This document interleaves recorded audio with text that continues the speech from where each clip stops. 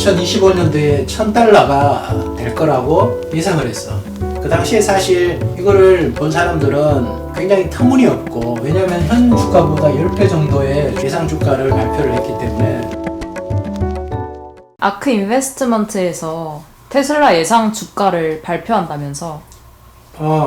매년 이제 아크 인베스트먼트에서 테슬라에 관련된 예상 주가를 매년 발표를 하는데, 아크 인베스트먼트에서 예를 들어 4, 5년 후에 주가를 보통 발표를 하는데, 이 아크 인베스트먼트는 테슬라 사업에서 고려해야 될 수십 가지 요소들을 입력을 해서 그거를 통계학적인 방법으로 분석하는 방법이라고 해. 그러니까 그 이름이 뭐 몬테카를로 분석법이라고 얘기를 하는데, 여하튼 예상 주가를 좀 더 객관적인 데이터를 바탕으로 해가지고 분석을 하는 거기 때문에 아빠가 나름대로 그래도 신뢰를 갖고 매년 이제 지켜보고 있고, 그리고 이제 아빠가 이제 테슬라와 관련된 이제 예상 주가, 그러니까 뭐 예를 들어 가지고 5년이라든 10년이든 이런 장기적인 관점에서 참고를 하는 것들은 저번에 영상에 한번 찍었지. 게리 블랙이 항상 이제 상황에 따라 이제 예상 뭐 목표 주가라든지 그런 것들을 발표하는 거를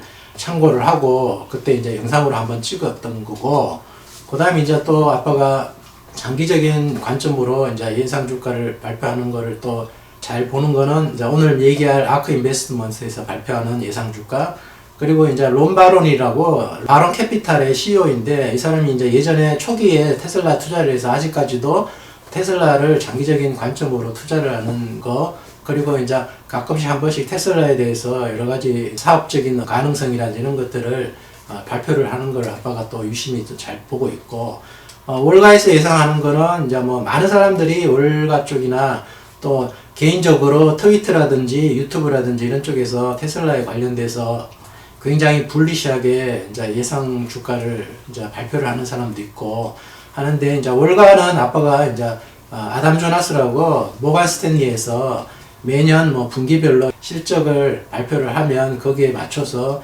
타겟 프라이스라든지 또 사업의 어떤 뭐 변화된 것들을 리포트를 해. 그것도 참고를 하고. 그래서 크게 이제 4개를 아빠가 테슬라의 객관적인 주가를 예상을 할 때 참고를 하는 자료고, 오늘 이제 두 번째로 저번에 게리 블랙 했던 거랑 비슷하게 아크 인베스트먼트에서 매년 테슬라의 주가를 어떻게 예상을 했고, 그리고 실제적으로 그때 주가가 어느 정도였고 주가가 그 이후에 어떻게 변화됐는지 조금 이제 비교를 하면서 어느 정도 예상이 맞았는지, 그리고 이제 발표하는 데이터가 뭘 근거로 발표를 했고 어떤 걸 우리가 유심히 살펴봐야 되는지를 한번 얘기를 한번 해볼까 그래.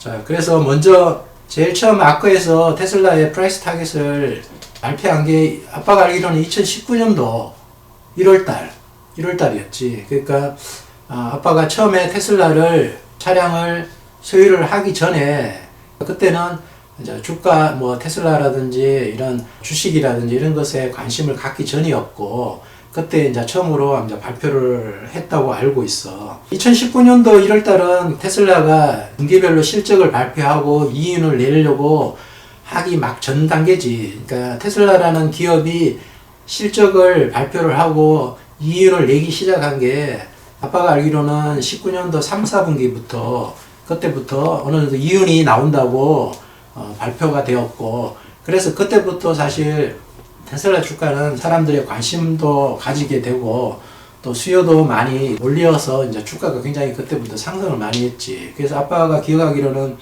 2019년도 연말 때까지 주가가 그때 이제 주식 분할을 하기 전까지 약 900달러. 그러니까 지금 이제 주식 분할을 2번 했으니까 900달러를 15로 나눠야 되지. 그러면 약 60달러 정도의 주가가 상승이 되었고, 그 이후에 2020년도에 코로나 사태가 터지면서 모든 주식이 떨어지면서 그 당시에 주가가 300불대로 떨어졌던 걸로 기억을 하고 있어. 아크는 특별하게 발표하는 연도에 향후 4년, 그러니까 2019년도에 발표한 거는 2023년도, 그러니까 올해지. 올해 2019년도에 예상 주가를 발표를 했었어. 그래서 예상 주가가 그때 267달러. 이거는 이제 그 당시에 분할하기 전에 주가는 아니고 지금부터 말하는 거는 분할을 하고 현재 주가 기준으로 다 얘기를 하는 거기 때문에 267달러지. 그러니까 2019년도 1월 달에 267달러였는데 2023년도 예상이야. 당시 주가가 그때 23달러였지. 그 당시에 이제 15를 곱하면 이때 아빠가 기억하기로는 한 뭐 200대 중반에서 300대, 그러니까 분할하기 전에 200에서 300달러 정도 주가였고, 그거를 이제 지금 주식 분할한 걸로 환산을 하면 23달러가 되지. 그러니까 2019년도에 그 당시에 주가가 23달러였는데 아크에서 267달러가 23년도에 된다 이렇게 예상을 했고, 그 당시에 사실 이거를 본 사람들은 어떻게 보면 굉장히 터무니없고, 왜냐하면 현 주가보다 10배 정도의 주가를 예상 주가를 발표를 했기 때문에 뭐 테슬라를 믿는 사람이나 기분이 좋았겠지만 전혀 뭐 테슬라에 대해서 모르는 사람이라든지 또 뭐 테슬라에 대해서 또 관심이 있는 사람도 이 주가를 2023년도에 실현이 되리라고 예상은 거의 못했겠지, 그지? 근데 이제 2019년도 연말에는 최고점이 그때 한 뭐 60달러대까지 가파르게 상승을 했지. 아까 얘기했듯이 3, 4분기에 기업의 실적 이윤이 이제 플러스로 전환되고 테슬라 주식에 관심을 가지는 매수세가 많이 들어오기 때문에 상당히 주가가 이 당시에 점핑이 되었지, 그지?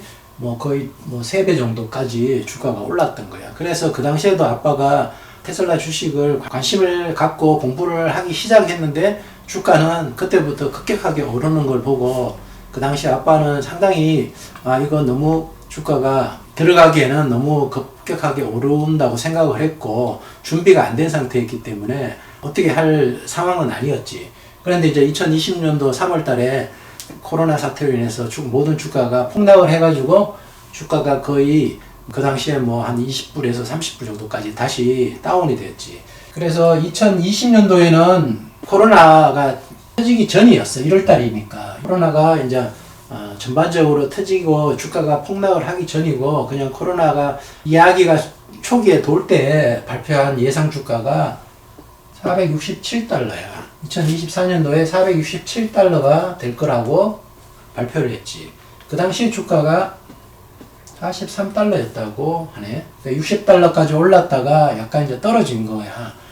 그래서 이때도 사실은 당시 주가보다는 2024년도 목표 주가가 467달러니까 거의 이것도 10배 정도 이상으로 4년 이내로 도달할 거라고 예상을 했지.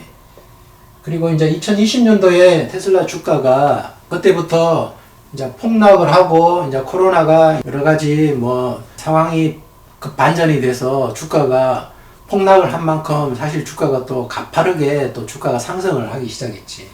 그리고 2021년도 이제 3월 달에는 2025년도에 1000달러가 될 거라고 예상을 했어. 그리고 그 당시 주가가 218달러였지.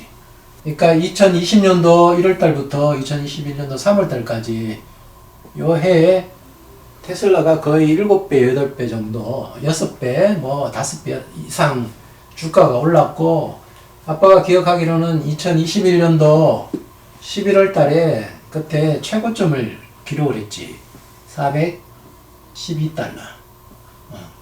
412달러까지 중고점을 찍고, 그 이후에 이제 2022년도에 우크라이나 전쟁이 터지고 또 연준에서 금리를 인상하고 이런 매크로 변수 때문에 전반적으로 주식 시장이 이제 다운이 되면서 테슬라도 주가가 하향 국면에 들어서고, 그렇게 해서 이제 주가가 지금 뭐 200불대 아래까지 떨어진 상황이지.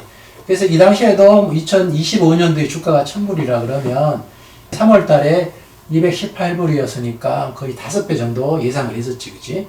근데 이제 이 당시에 사실 10배가 이렇게 급격하게 6배, 7배 정도로 오르는 기세를 봐서는 3월 달에 1000불이지만 218불로 급격하게 상승을 하고, 그리고 또 2022년도 시작되기 전에 411불까지 올랐기 때문에 이 당시에 사람들은 1000불이라는 게 411 전고점에 비해서는 2배에서 2.5배 정도면 달성할 수 있으니까, 물론 뭐 주식이 굉장히 고평가되었다고 생각하는 사람들은 뭐 다르게 생각할 수 있지만 또 그렇지 않는 사람들은 411불까지 연말에 이제 11월 달에 올랐으니까 2025년에 1000불은 무난하게 돌파할 거라고 아빠도 생각을 했고 테슬라에 투자한 사람들은 그렇게 되리라고 또 희망을 걸었겠지.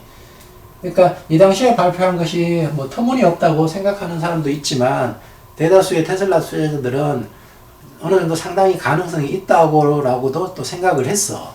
테슬라 주식이 워낙 올라가는 상황이었고 경제적인 상황도 그렇고. 근데 이제 2022년도에 경제 상황이 뭐 좋지 않고 금리가 급격하게 또 오르고 이러니까 2022년도에 목표 주가가 그래도 1533. 항상 여기 4년 후에 주가를 발표를 하더라고. 그래서 2022년도 4월 달에 발표한 거는 1533달러야. 그리고 그 당시 2022년도 4월 달은 전고점을 411불 찍고 하향하기 시작해서 그래도 328달러였지, 그 당시에. 뭐 지금 160에서 170달러 정도니까 거의 지금보다도 2배 정도 주가가 높게 형성이 됐던 시간이고, 그래도 5배 정도, 4년 후에 5배 된다는 예상 주가지. 그리고 이제 올해 2023년도 4월 달에 또 발표를 했는데, 최근에 2000불이라고, 이거는 2027년도. 매년 1년씩 발표를 하면 목표 주가 타겟 연도가 1년씩 올라가지.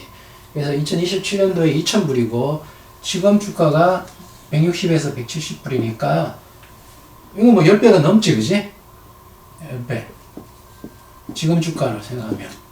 초기에 10배 정도였는데, 지금은 10배보다 더 높게 타겟 프라이스 형성이 돼 있지.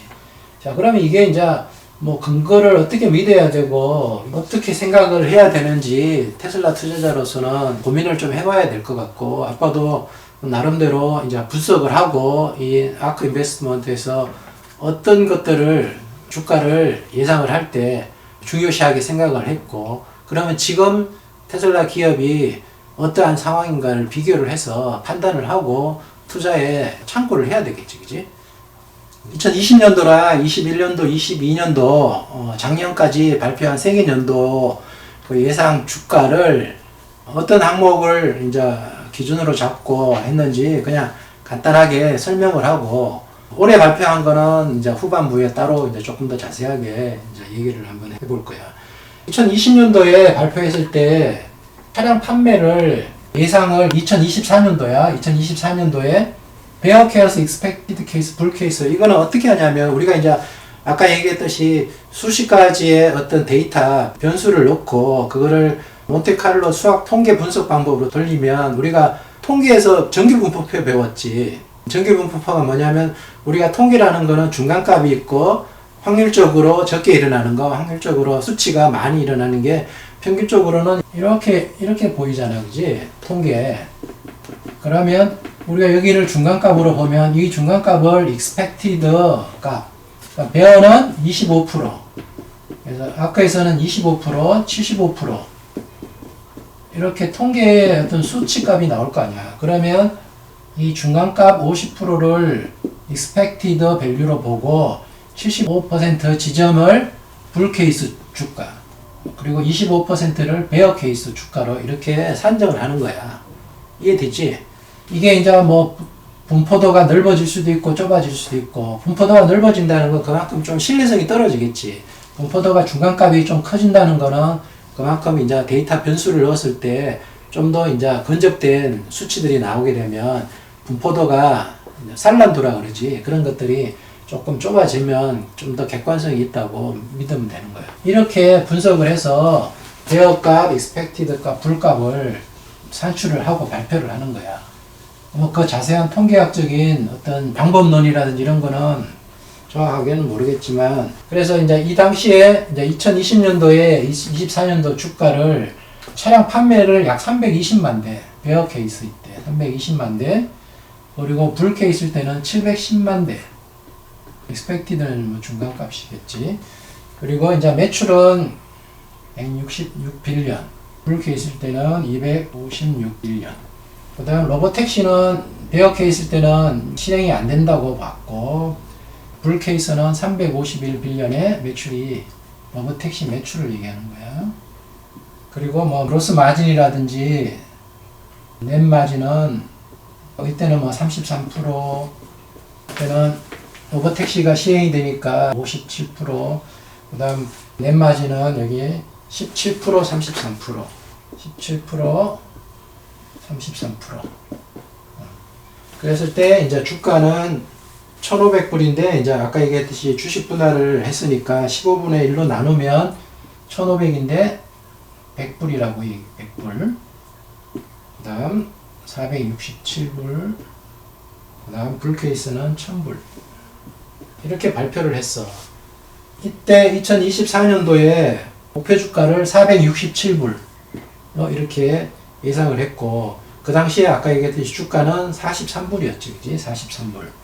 실제 주가는 43불. 여기서 보면 이때 베어 케이스는 100불인데 expected 중간값은 467불. 4배 정도, 5배 정도 차이 나지.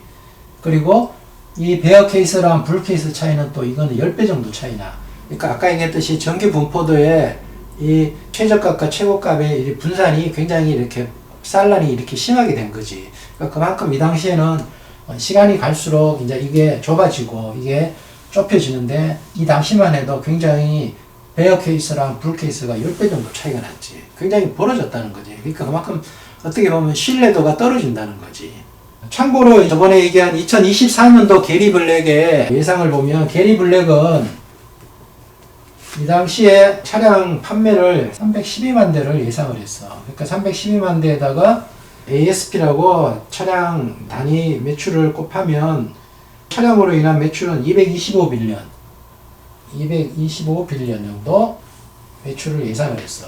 그때는 312만 대를 판매를 하고 매출 225빌리언을 예상을 했고, 이때는 166빌리언인데 아크는 차량 판매가를 좀 더 낮게 산정을 했고, 게리 블랙은 약 5만 불로 계산을 했기 때문에 약간의 차이가 있는 거지.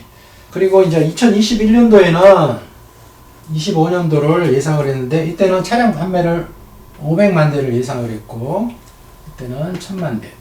2021년도부터는 이제 테슬라의 보험이라든지 자율주행 로보택시 외에도 휴먼 드라이브 라이드 힐, 드라이버가 있는 차량 공유도 사업에 뛰어든다고 예상을 해서 약간 매출을 거기에다가 포함을 시켰지.